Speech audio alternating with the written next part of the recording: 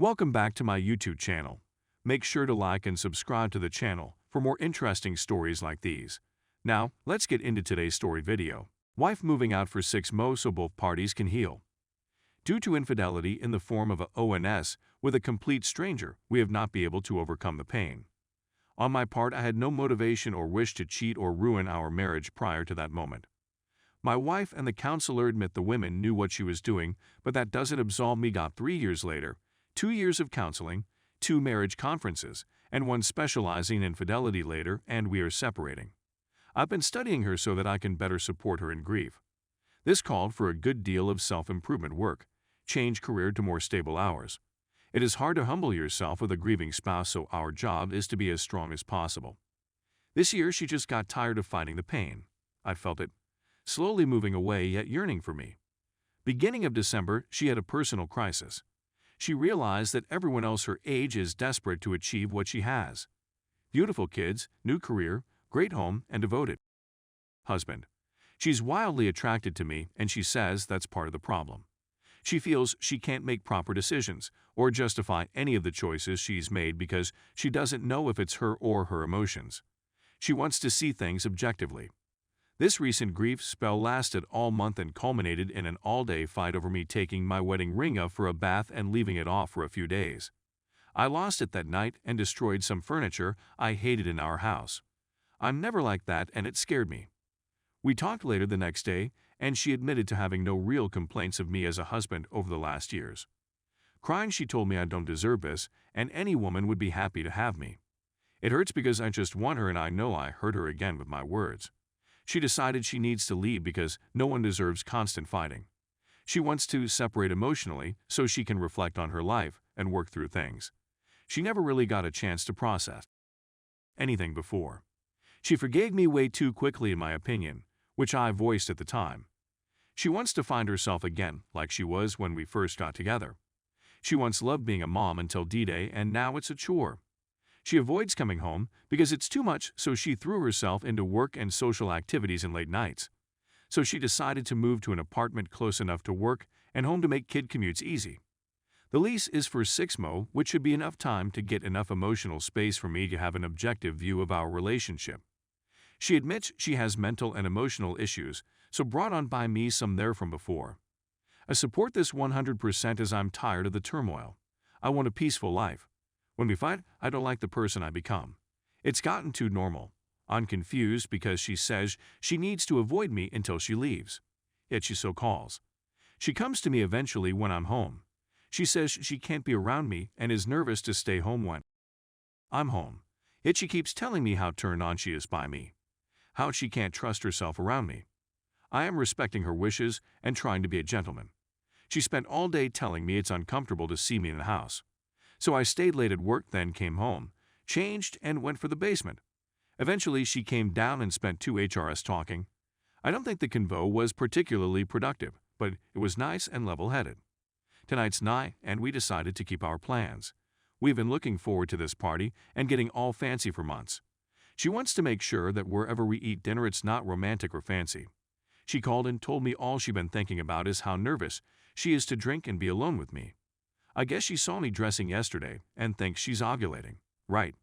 I suggested we make it an early night, not drink too much, get home, and go to our separate rooms to sleep. Honestly, I'm trying to respect her, but she's unreliable right now. Here's what's plaguing my mind on the separation.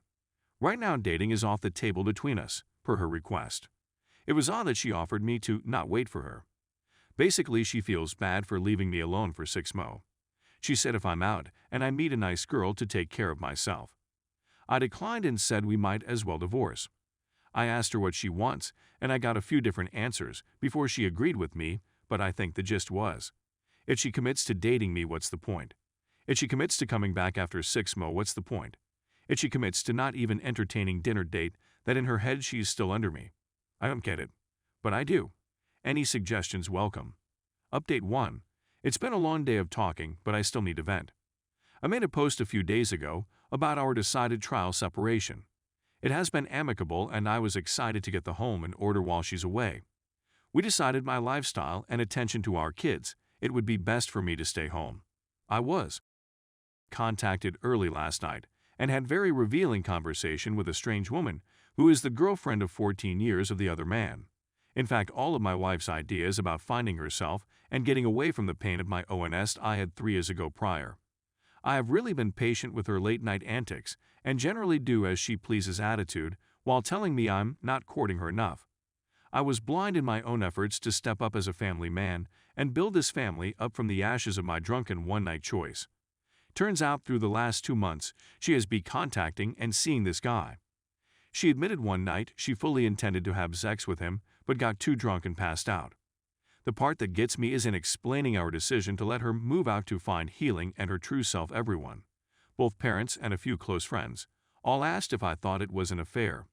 I finally asked her, and she made me feel like the hugest for being the one who cheated to then accuse her. I felt terrible, but I explained the circumstances required I ask at least once.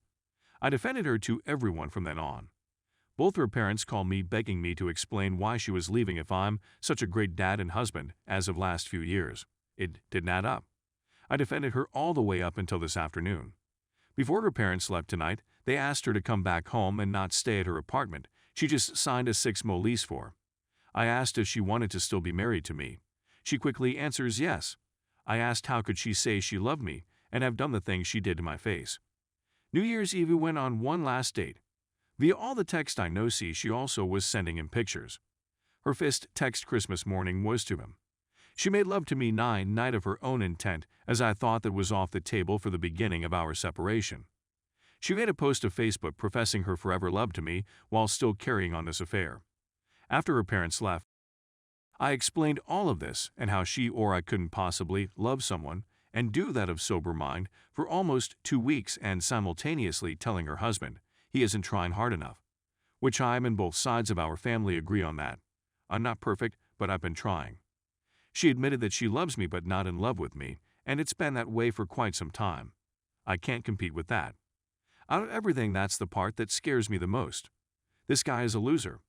Not a banker, not an accountant, but a maintenance guy. A regular at her side job bar. His girlfriend told me he sits there 365 days a year, drinking from 5-10 p.m., then goes home and wets the bed. He is about 10 to 15 years older, has no prospects, and is ugly compared to me. I don't want to toot my horn, but I'm in shape, handsome, great complexio, very personable, and I have a 65K job. I'm a dedicated father and learning as I go to be handy around my house. If I want to get a date with her, I have to plan babysitters and take her downtown or somewhere special for a fancy night. This guy just sat at the bar and handed her a couple of compliments and had her completely. Even her own father pointed that out tonight. Her friends glance at me every so often and make comments about how great it would be to be with me, but in a respectful way. She's told me about how when I come to her works, people who didn't know I was her husband would comment on the hot guy. I'm not trying to toot my horn, but that hurts the most. He got her for nothing. I paid for the first night in her hotel. That's how much I appointed her doing what she needed to do to heal. I see now she spent that night crying about me and texting him. This guy just doesn't stand up to me in any way. I could take her back. I'm also no idiot. If she isn't in love with me, then she is a liability. She has always been a passionate lover. Even her best friend told me today that she has always said, I only have eyes for him for all the years we have been together. She couldn't and wouldn't believe what I told her until we read the text. She told me if she had an affair, my wife would have been the first to know because they go back to childhood. She said the girl she knows would not be able to do something like that. I can forgive and I can forget, but if having her around may be a liability. Her loving me but not being in love makes her constantly vulnerable. It's the liability part that will, if not resolved, be the ending factor. The reason I haven't went typical me scorched earth is that I have come to understand some things about us. I'm tied to her regardless if we divorce because of kids. We have extreme chemistry, and I do know she is drawn to me, otherwise why would she go to such great lengths to bed me during her affair and during a period she had said no emotional contact? Or it was a setup to pawn some STD off on me and blame 3 years ago on its emergence. Problem is I went and had a full panel blood test done after my ONS. All negative. The reason I have this theory is she told me 2 or 3 days ago she's worried about some vaginal issue and said it may have something to do with me cheating all those years back, and did I ever get tested? And did I read the full results? Update 2. I have informed wife and family my decision on divorce will come when I have all of the info, including watching her actions post-D-Day until satisfied. I need a clear picture of her. I'm worried I shouldn't even consider taking her back. She pulled this off marvelously on me. I'm a vigilant person and rarely get surprised. The fact that I was already prepared for the call I got and had been for almost a year is telling. I haven't even cried or freaked out. Honestly, my first concern was calling her dad, as I was concerned for her safety and he has some experience in these areas. Next, I picked my kids up from daycare and took them to my parents with instructions not to release them to anyone but me and her parents. Then I called both parents to inform them of my taking the kids and letting them know why. They agreed to meet at my house and we talked. Later, wife called her dad and he put her on speaker so I could hear. She was so sobbing and hating herself and saying she doesn't know who she was. It's like he was talking her off a ledge. I needed to hear it. Smart man. She's scared to talk to me because she knows I do not tolerate or give second chances. Anyways, she's been open and honest. I saved the reading of all the evidence and texts the other man's GF sent me for today. After work, I sat down and read them like a novel. A month's worth of attention-seeking and push-pull dynamics. She's over texting him, getting little response. She gets cold feet and rejects him, and he starts actively texting her. I started having questions and began texting her about details, and she answered. Then she came home and sat down and said I might as well save you the screenshots. Ask me whatever you want, but like we learned when you did this, there isn't anything else in there you don't already know, only more pain. But she answered my questions regardless. I know that, but I needed her to be open and say things she knew might offend me. Past, she quit her bar job, which I required, and to consider the staff patrons and whole lot dead to her. She's looking for a therapist. Even though I have always maintained it's half her house, she asked if I'm still okay with her coming home. It is to get her priority back on the kids and find her herself in the family. She knows I'm actions over words guy, so she's not talking much fluff. She did apologize today.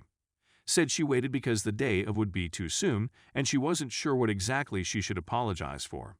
That I can understand. I'm allowing her to choose paths of leaving back to her new apartment and never looking back again.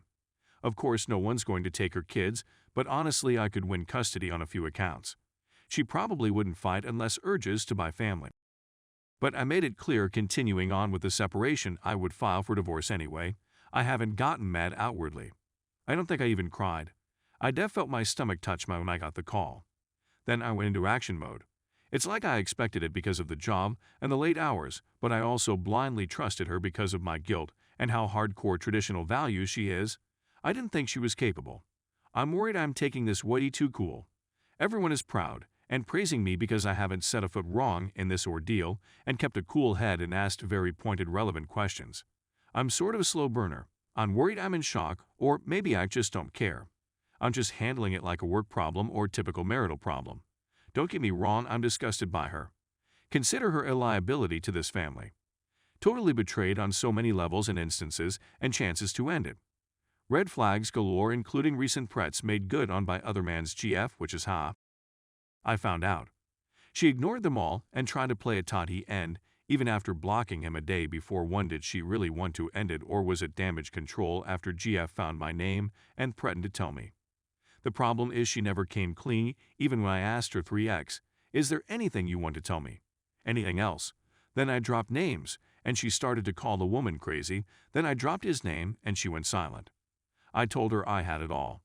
Her response was, then I have nothing left to hide. Don't get me wrong, I was shaking mad, reading the text the first time, but I haven't even raised my voice once.